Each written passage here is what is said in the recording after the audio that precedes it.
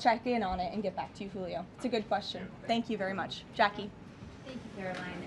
Zoran Mamdani blamed the president for bomb threats and intimidation at polling locations. He said, quote, part of the general approach of the Trump administration has taken to intimidate voters with baseless allegations of voter fraud as a means of trying to repress the voice of Americans across this country.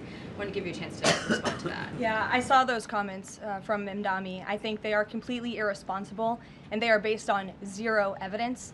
And I think this is just another example of how the Democrat Party unfortunately stands for nothing. All they stand against is President Donald Trump.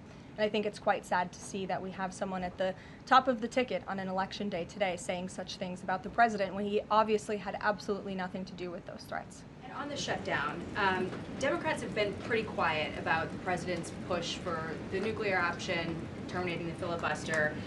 Is there any concern around here that Democrats might actually want Republicans to get rid of the filibuster so that one day, when they're in power again, the door's already open for them to pack the Supreme Court, give statehood to D.C. and Puerto Rico, make mail-in balloting permanent, those kinds of things? I think the president has been very realistic and strong in his position on the filibuster. He's been very vocal about it. I just spoke to him about it. He feels really strongly about this. Republicans need to play tough and they need to play smart. That's how the president feels. And we know that Democrats, if they are ever given a chance at power again in this city, they will absolutely take away the filibuster from the United States Senate. In fact, you had 49 Democrats who already voted to do this before. The only reason it did not move forward was because you had 2 Democrats who are no longer in office because they were run out of town by the far left radical base of their party. And so President Trump is quite clear on this. He wants to see Republicans move as many good pieces of legislation for our country forward in the next 3 years of his administration as they possibly can, and the filibuster is one means to doing that. You talked to Johnson and Thune about it. I know that they had both voiced some opposition. Have there been any conversations with them? He has. He's made his position to them very clear, both publicly and privately. Ouija. Can you help clear up some confusion about SNAP benefits? Because Sure. The president just posted that they will only be given out when the radical left Democrats open the government and not before. But just yesterday, the administration said it would comply with a court order to expend the full amount of SNAP contingency funds by end of business day yesterday. So did the administration distribute that money or defy that court order? No, the administration is fully complying with the court order. I just spoke to the president about it.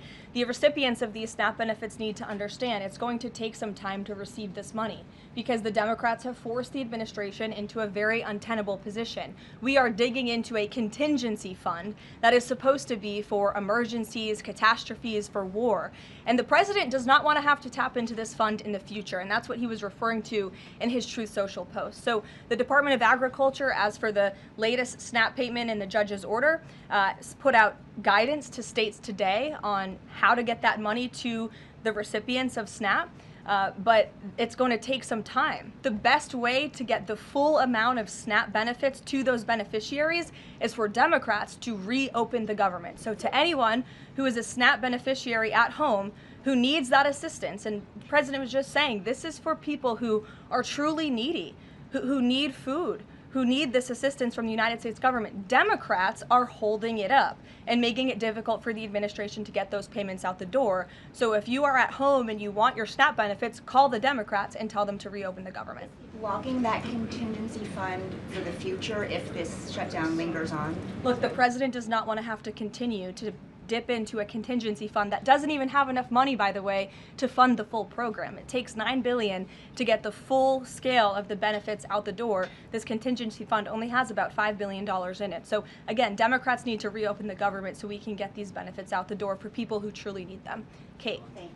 The president suggested that if Mamdani wins, that he would cut federal funding to New York. How much funding would be impacted? What would be impacted there? Well, look, we won't get ahead of the election results, nor will I speak to what the president may do in the future. We'll see how tonight goes, and then I'll let him speak on it further. And Why did the administration exclude Democratic lawmakers last week? There was a briefing about U.S. strikes on alleged drug trafficking boats. Why were those Democrats excluded?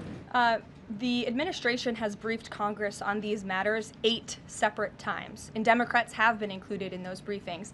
In fact, I know that Secretary Rubio will be on Capitol Hill tomorrow to brief the Gang of 12, which includes Democrats as well. So the president's made it very clear, if senators want to understand the administration's operations against narco drug traffickers, we are very happy to speak with them about that, and we will continue to do so. But we've been incredibly transparent. As I said, there's been 8 briefings on this topic, with the 9th coming tomorrow. Rachel. Thanks, Caroline. There's been some reporting out there about the possibility of furloughed workers